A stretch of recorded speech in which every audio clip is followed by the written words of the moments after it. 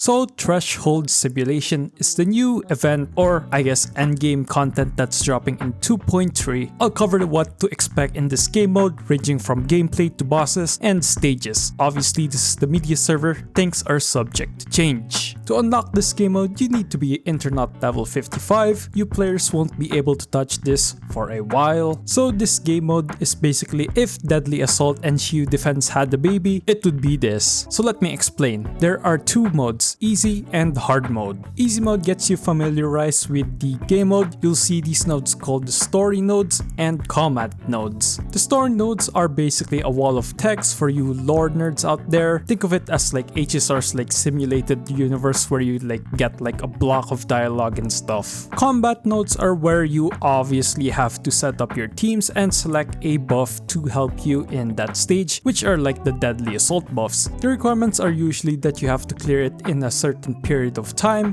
which is basically a shield defense, but later there's an additional requirement to not let one or more agents die, so just be sure to read. You have to clear the required stages in order to get an increase to your score multiplier when you fight the boss of the combat node, which is 30k points for easy mode, and it goes up to 40k and 50k in hard mode. With easy mode, the game will lend you trial agents to help you clear your stages. As you progress, you will get more lore, and in the second combat node, you will come across an optional stage where you can attempt and get a higher multiplier. And the requirements for it is having 0 agents down, basically just don't die. You won't be time pressured, so it's good. I recommend doing this if you have enough characters. So yeah, you can see as you progress, the required stages increases. Pretty easy to understand, yeah? And here are the rewards for the easy stages, though again, subject to change. I don't know if these are the actual rewards. We'll have to wait. Now let's get into hard mode. So hard mode is similar to easy mode, who would have thought, with a few changes. The stages gets harder, obviously. Wow.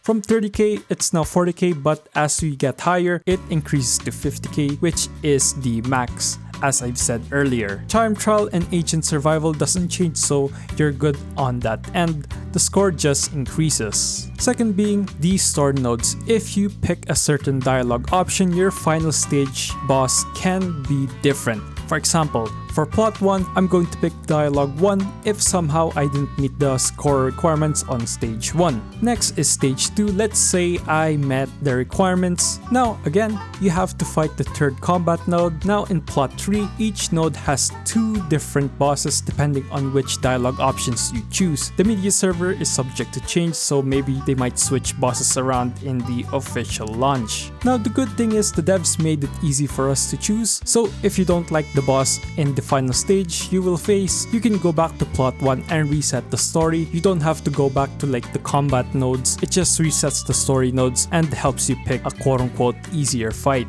Here are the rewards for clearing the stages. Also, there's like an ultimate reward. I can't really show you right now because it's broken for now, but I can show you the bottom text. If you get 400k, you will get a special reward. I don't know what it is because the game sprite is broken for now. We'll have to see it in the official server. Regarding strategies and tips, the first requirement is having 12 characters, and if you have the luxury, 15 characters if you're going to do the optional stages, but 12 is probably the only thing you need.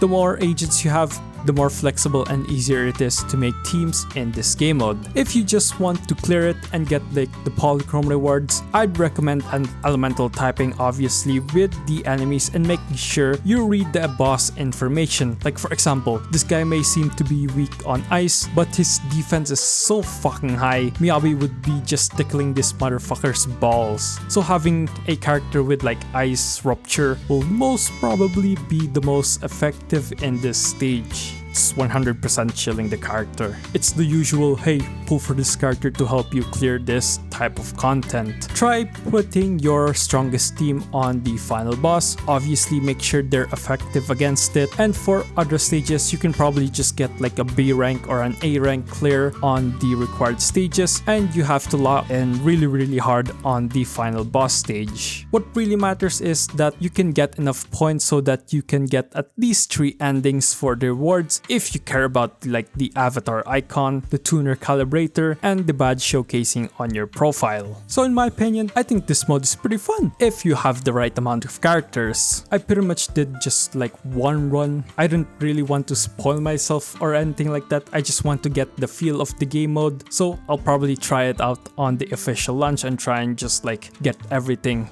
in the official server. But yeah, I feel like this mode or any other mode is gonna shield the upcoming characters. So if you probably have like Lucia and maybe like Yadhari, then they will probably help you clear this game mode pretty easily. And if this is going to be a long-term end game, on God, just minimize the HP inflation. Even though I can probably 100% this and clear this with my account, I just don't want the goalposts moving like going back further and further as time goes on. I get it, a lot more characters are getting more powerful and I guess you have to balance it, I guess, but that doesn't really mean you have to increase the HP really high. But in reality, I feel like the average player is not gonna care about it. But I just want it to be comfy and challenging enough that it doesn't feel like artificially difficult in a way. But yeah, I think that covers everything for the Threshold Simulator. If you have any questions, leave down in the comments below. Subscribe so I can stay in the basement. Leave a like for the algorithm. And yeah, that's pretty much it for me. Bye!